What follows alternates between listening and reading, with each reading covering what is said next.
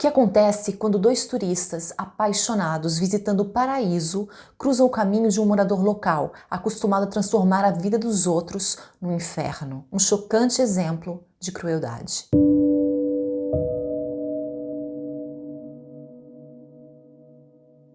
Oi, gente! Vamos imaginar uma coisa, que estamos apaixonados e junto com a pessoa amada estamos planejando a viagem dos nossos sonhos. O objetivo é estar juntos, curtir um ao outro. Escolhemos então usar um trailer. Está perto da natureza, um lugar talvez com mar e montanha ao mesmo tempo, onde poder se isolar um pouquinho mais. E aproveitar o anonimato e a inspiração que um destino no exterior desconhecido pode oferecer.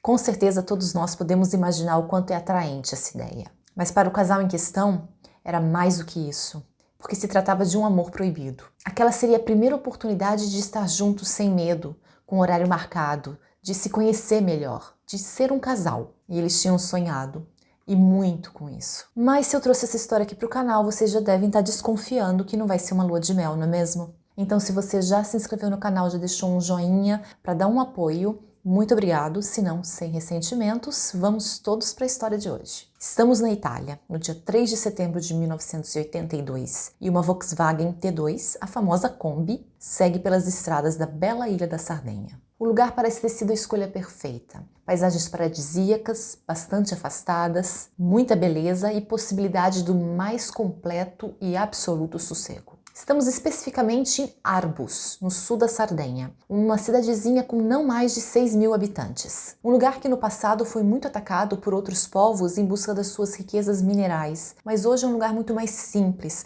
com a maioria da população vivendo da criação de animais, sendo pastores. O centro habitado é bastante pequeno e fica a 30 minutos do mar. A praia mais próxima é Porto Cecchini, com dunas de areia fina e branca, o que é uma raridade na Itália, onde as praias geralmente têm pedras no lugar de areia. Um pedacinho de paraíso escolhido pelos passageiros da Kombi como lugar de repouso. Eles estacionam então atrás de uma ruína que não ficava muito longe do mar. Mas esse lugar era um paraíso mais para os poucos visitantes. Para os habitantes da região, não tanto. Se até hoje o sul da Itália enfrenta graves problemas econômicos, sociais, de criminalidade organizada ou não, no começo da década de 80, a situação era ainda mais grave. Ao mesmo tempo que em todo o país existia uma caça a criminosos políticos que faziam parte de grupos de esquerda que tinham sido criados na década de 60 e 70, a luta contra a máfia também estava ganhando força. Muitos foragidos então, seja mafiosos, esquerdistas, os que fugiam do governo, da polícia ou de outras organizações criminosas com medo de retaliação, acabavam procurando a Sardenha com seu isolamento para se esconder. Além da região ser uma ilha que está a aproximadamente 600 quilômetros da Itália, ali também se encontram as províncias com a menor densidade geográfica do país. E juntando-se a isso os poucos recursos financeiros, a Sardenha se torna muito atraente, seja para turistas que querem visitar um belíssimo lugar e pagar pouco, como para fugitivos que sabem que a polícia não tem nenhuma condição de monitorar toda a região. E quem visita um outro país, quem vai para algum lugar de férias, não tem a ideia exatamente dessa situação política, econômica, de como é o policiamento de uma região.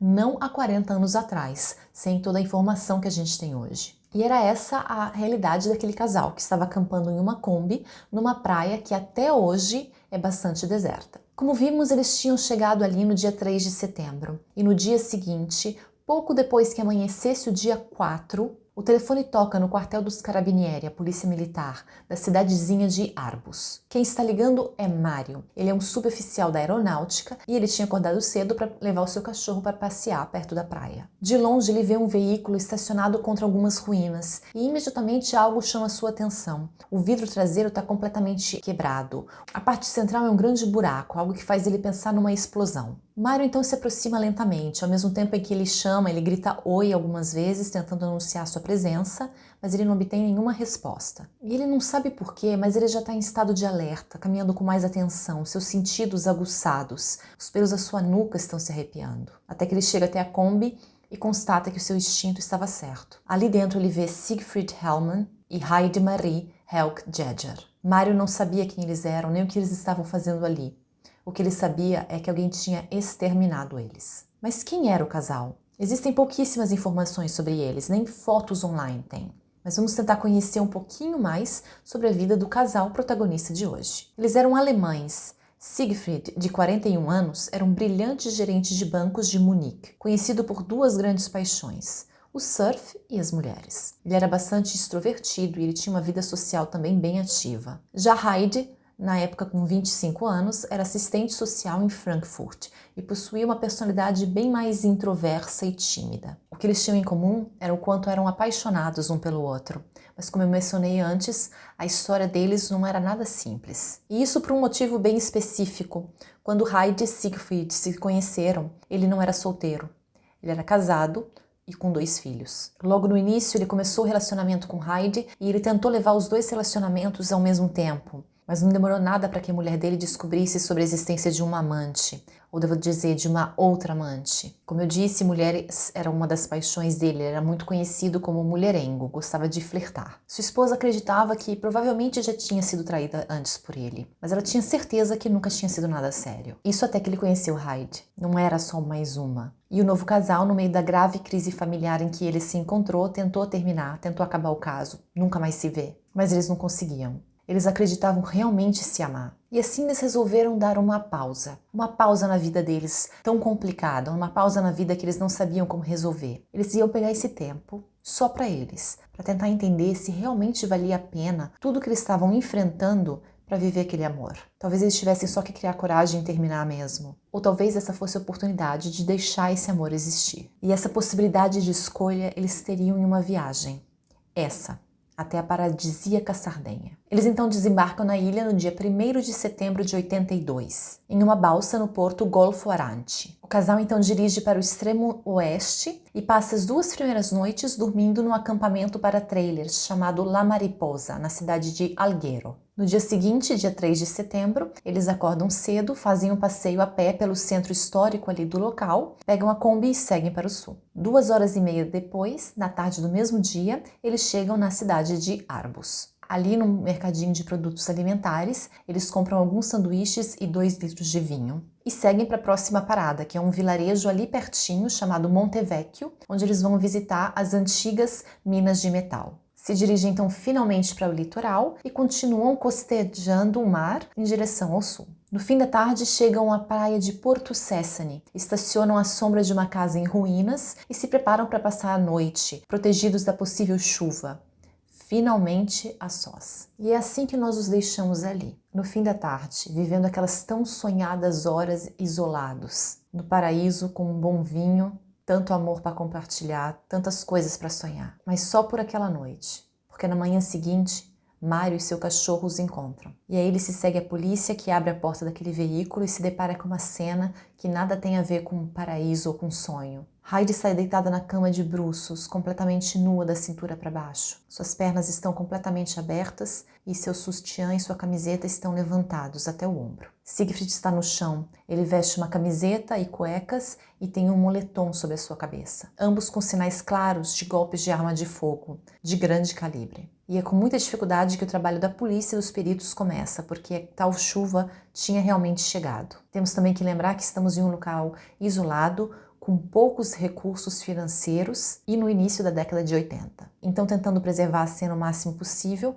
eles conseguem retirar os corpos dali e enviá-los até Cagliari, onde será realizada a autópsia, que confirma que ambas as mortes foram causadas por disparos de um fuzil de cano curto, de calibre 16. A autópsia mostra também que os dois tinham bebido bastante, estavam altos e que tinham tido relações íntimas minutos antes de perderem suas vidas. Já de acordo com a perícia que estava analisando a cena do crime, por algum motivo Siegfried estava olhando pelo vidro traseiro e foi quando o primeiro golpe foi disparado de fora do veículo para dentro, explodindo o vidro e terminando no tórax dele. O segundo tiro, já de uma distância bem mais próxima, o atinge na orelha direita. Quando chega a vez de Heidi, uma toalha é colocada sobre a sua nuca antes do disparo ser feito. Mas para ela não foi tão fácil, não foi tão rápido assim. Primeiro ela teve que assistir o ataque ao amor da sua vida enquanto ela temia pela sua própria. E foram encontrados também traços de violência na região anal dela. E só então a morte. Depois das autópsias, os corpos são enviados às suas respectivas famílias na Alemanha e começam as investigações. Com a maior dificuldade sendo que se tratavam de 2 pessoas que estavam no país há apenas 2 dias,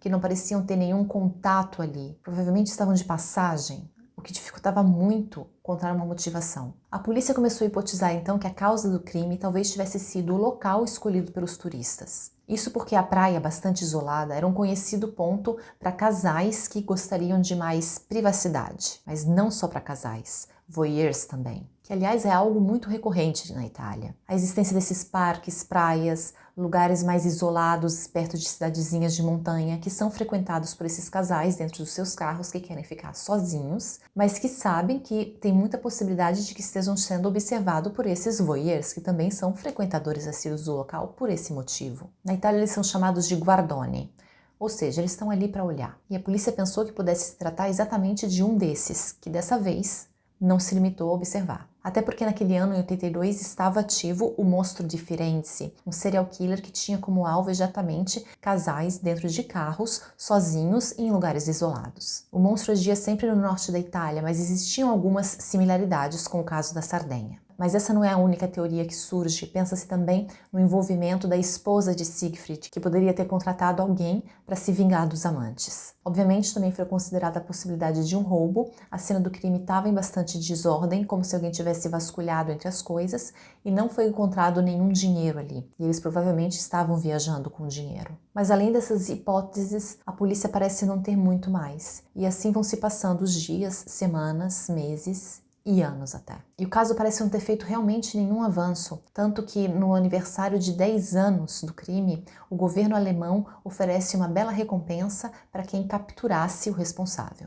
O misterioso caso então volta a receber mais atenção e o desconhecido responsável vem apelidado de o Monstro de Arbus. E parece que dessa vez o caso tem realmente uma possibilidade de ser resolvido, ou ao menos investigado como se deve. Mas não por causa da recompensa, e sim porque no comissariado de polícia de Villa Tidro chega um novo marechal, Felice Maccioni. A pequena cidade fica a 40 quilômetros da praia onde Siegfried e Hyde foram assassinados. E geralmente os policiais que trabalham ali não têm tanta experiência, mas esse não é o caso de Maccioni. Ele tinha feito carreira no norte do país, em cidades maiores e cuidando de casos importantes. Isso até que ele decidiu tornar a sua cidade natal, a Sardenha. E com ele trouxe a sua experiência, astúcia, competência, mas principalmente a vontade de fazer o possível para que seu paraíso não se tornasse violento como as capitais onde ele trabalhou. O número de gangues, roubos, sequestro, contrabando, número de mortes violentas, todos esses crimes estavam aumentando na região. E para deixar claro desde o início qual seria a sua atitude em relação a essas estatísticas, ele adotou uma política de tolerância zero. Obviamente ele começou com os casos mais urgentes,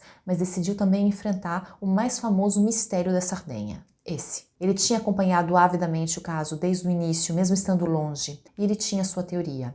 Ele acreditava que era obra da máfia, e foi com essa teoria em mente que alguém na região chamou sua atenção. Se tratava de um homem que trabalhava como pastor de ovelhas em Arbus, mas era mais fácil vê-lo girando com a sua lancha HF vermelha do que nos pastos. Podemos imaginar o tipo: alguém com um carro que em teoria não podia pagar, com um emprego que parecia de fachada e cara de valentão. Um clássico peixe pequeno que estava deslumbrado com o dinheiro extra que começou a fazer. E sendo ainda conhecido como preguiçoso, cabeça quente e tendo ainda antecedentes criminais, não é de se admirar que ele tenha atraído a atenção do Marechal Maccioni. O homem em questão se chama Sergio Corelli e em 93, na ocasião da chegada do Marechal, ele estava com 30 anos de idade. Sérgio era casado com uma mulher chamada Daniela e tinha 2 filhas na pré-adolescência. Com seu ar arrogante, o seu carro caro e nada discreto e a sua vontade de aparecer, ele muitas vezes era visto nas cenas de roubos e outros crimes na região. E coincidentemente ou não, 10 anos antes, em 82, Sérgio estava trabalhando em um galinheiro muito próximo à cena do crime contra os 2 alemães. E o novo e diligente marechal já tinha feito sua pesquisa e tinha essas informações, quando seus colegas chegam com Sérgio, que tinha sido detido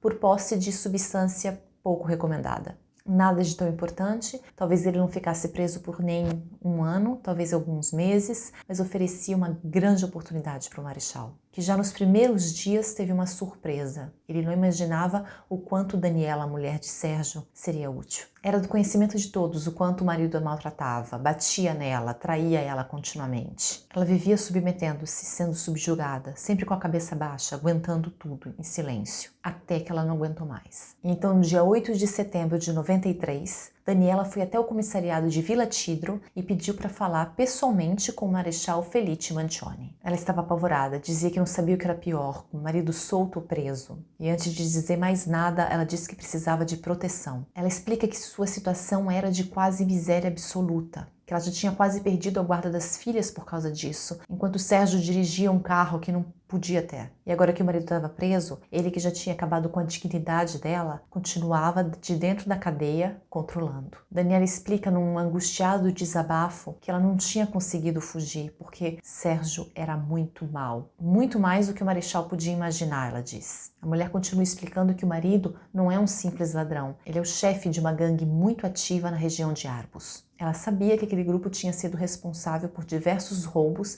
a correios e bancos. Daniela diz também que entre os participantes ela sabe que existe um policial, que é quem arranja para eles armas não registradas e oferece, obviamente, proteção e informações úteis. Daniela tem a completa atenção do Marechal. Ele não pisca, ele não faz nenhuma pergunta, ele só escuta. Mas mesmo assim, de vez em quando, ela continua a repetir que o marido é muito pior do que ele pensa, que o pior ainda está por vir. E ela chega então à lista de mortes. Em 1986, um criador de animais da região, Antônio Frau, foi encontrado enforcado. Mais precisamente no galinheiro, no tal galinheiro onde Sérgio trabalhava em 1982. Mas essa não era a ligação entre ele e o marido de Daniela, não, porque ela sabia, tinha mais, ela sabia o motivo do crime. Antônio Frau, na época com 50 anos, tinha levado a melhor numa briga contra um dos afiliados da gangue de Sérgio, que dá então a ordem para que os seus homens deem um susto em Antônio, mas eles acabam sufocando ele. Então, para tentar encobrir esse crime, eles acabam pendurando o corpo pelo pescoço e a morte é rapidamente arquivada como suicídio. E 4 anos depois, em maio de 90, a segunda morte, ao menos daquelas que Daniela sabe. Trata-se de Luigi Melis, também de 50 anos, morto com tiros de espingarda. Já nesse caso, nem Sérgio nem a gangue tinham motivos pessoais para matar esse homem.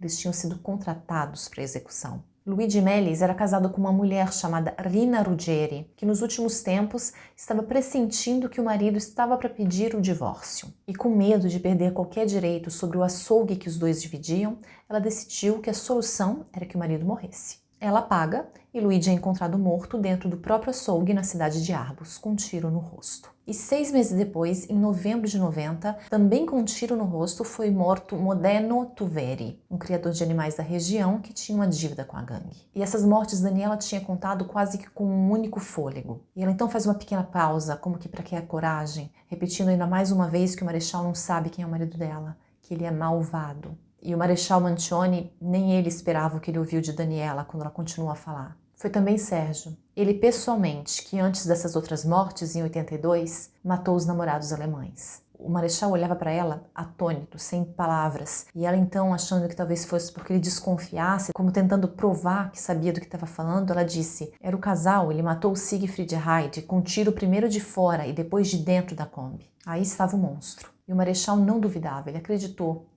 desde o primeiro momento. Só que ele precisava que Daniela respondesse uma coisa para ele. Por quê? E ela explicou. No dia anterior da morte, dia 2 de setembro de 82, como nós vimos antes, o casal estava viajando pela Sardenha. Só que tem um episódio nessa viagem que eu não contei para vocês. Uma coisa muito desagradável. Já na vizinhança de Arbus, um pouco antes de chegar na praia, que seria o destino final deles, a Kombi atropela uma cachorrinha, animal de estimação e de trabalho de um pastor de ovelhas da região. A pobre cachorrinha, que acaba perdendo sua vida, se chamava Gelosa, que significa ciumento em italiano, e o nome do seu dono, Sérgio Corelli. E ele fica tão satisfeito com a vingança que no mesmo dia ele conta seja para sua esposa que para alguns companheiros da gangue. Ele se vangloria do que ele fez. E depois de terminar esse relato, então, Daniela entra em pânico de novo. Ela parece entender o peso do que ela tinha feito. E o Marechal, então, entende que tem que agir o mais rápido possível. Ele, então, liga imediatamente para o procurador da Justiça de Cagliari, que vai no mesmo dia até onde Sérgio está detido para afrontá-lo com essas acusações. O procurador, Alessandro Pili, calmamente pede cada detalhe de todos os crimes cometidos por Sérgio, seja sozinho, seja com seu grupo. E Sérgio fala, confirma tudo que Daniela disse e acrescenta ainda outros detalhes e infrações. Nega apenas o ataque aos alemães. jura não ter tido nada a ver com aquilo. E durante esse primeiro interrogatório, as coisas terminam assim. Afinal, tinha sido um resultado positivo. Além de Sérgio, outras 11 pessoas são presas, incluindo a mulher do açougueiro. A única coisa frustrante é que não foi confirmada a culpa de ninguém, o envolvimento de ninguém com a morte de Siegfried Heide. O procurador então retorna e explica uma coisa para Sérgio. Ele diz que as outras 11 pessoas foram presas e estão falando. Todas elas, sem exceção, têm alguma coisa para acrescentar na lista de culpas dele, que a melhor maneira que ele tem de se ajudar agora é ajudando, que ele tem que dizer a verdade. E depois de 3 meses, ele cede. Sérgio confessa. E eu aviso que ele não economizou nos detalhes. Sim, fui eu que matei os dois. Me aproximei bem devagar do carro. Eu estava com um fuzil roubado de calibre 20. Eu vi que os 2 alemães estavam fazendo amor sob o sofá. Eu esperei que eles terminassem e quando o alemão se levantou, disparei um primeiro golpe através do vidro traseiro. Depois eu entrei e dei ainda outro tiro no homem. E aí eu passei para a mulher. Ela tinha continuado deitada sobre o sofá, nua, de barriga para baixo, em choque. E me veio vontade de possuí-la assim, naquela posição. Então eu abri minha calça e fiz, na frente do corpo do seu homem. Ela se lamentava da dor. Parecia quase minha cachorrinha gelosa. Aí eu apoiei uma toalha na nuca dela e abri fogo. É verdade, eu estava furioso. Queria me vingar pela gelosa. Sérgio explica que depois do incidente que instantaneamente matou a cachorrinha,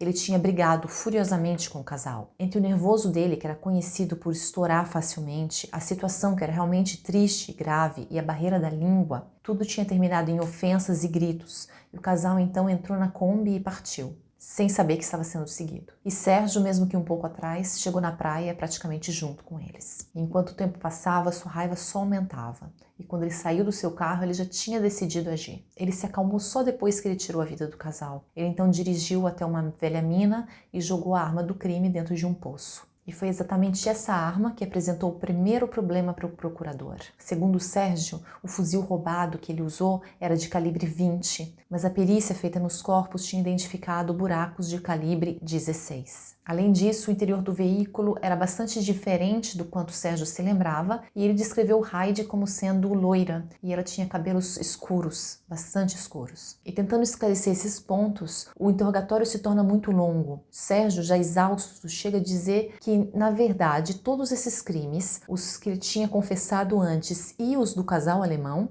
ele tinha participado como testemunha. Ele tinha visto tudo, mas ele não tinha feito nada. Obviamente, o primeiro pensamento da acusação é de que era uma mentira, uma maneira de diminuir a sua culpa. Mas à medida que o caso ia sendo investigado, que mais interrogatórios eram conduzidos, parecia mais aceitável a teoria de que Sérgio fosse realmente o peixe pequeno que ele parecia ser. Ele estava levando a culpa por crimes que, na verdade, ele não tinha sido mandante, outros que ele tinha, talvez, só sido realmente testemunha. A verdade é que Sérgio não parecia capaz para ser chefe de nada. Parecia mais provável que ele tivesse assumido a autoria e tivesse dito ser o mandante de alguma coisa para impressionar. Não que ele fosse um santo, longe disso, mas talvez a sua língua fosse ainda maior do que a sua ficha criminal. Em resumo, os investigadores esperavam mais do monstro de Arbus. E assim, com todas essas dúvidas, que o caso acaba indo a julgamento. E depois de 34 audiências, o presidente da corte decide que a perícia balística tem que ser refeita. Porque, segundo ele, a única das incoerências que realmente era capaz de ser provada, de ser resolvida com fatos, era a diferença entre o calibre dado por Sérgio e o calibre que o primeiro perito tinha identificado. E o resultado foi claro.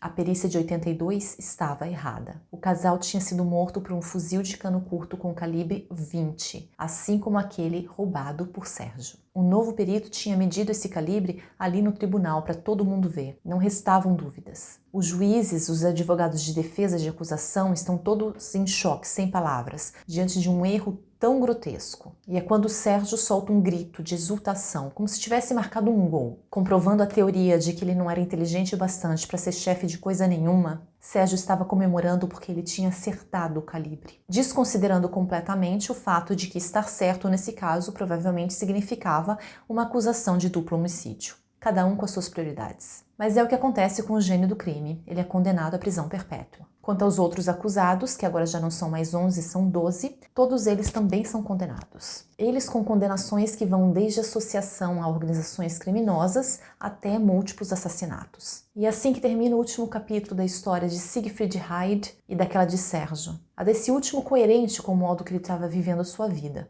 Já aquele casal, julgado por muitos, estava só tentando descobrir o que fazer com aquele amor que eles sentiam. Com muitos acertos e tantos erros, sim, mas nada que merecesse o envolvimento de um fuzil de cano curto calibre 20. A história deles não devia ter nada a ver com essa, mas por algum motivo eles colidiram com a pobre cachorrinha gelosa e a vida de Siegfried e de Hyde com aquela de Sérgio. E essa pausa, que era um parênteses na vida deles, um outro país, uma outra situação, uma outra realidade, uma outra oportunidade, acabou virando um ponto final. Obrigada.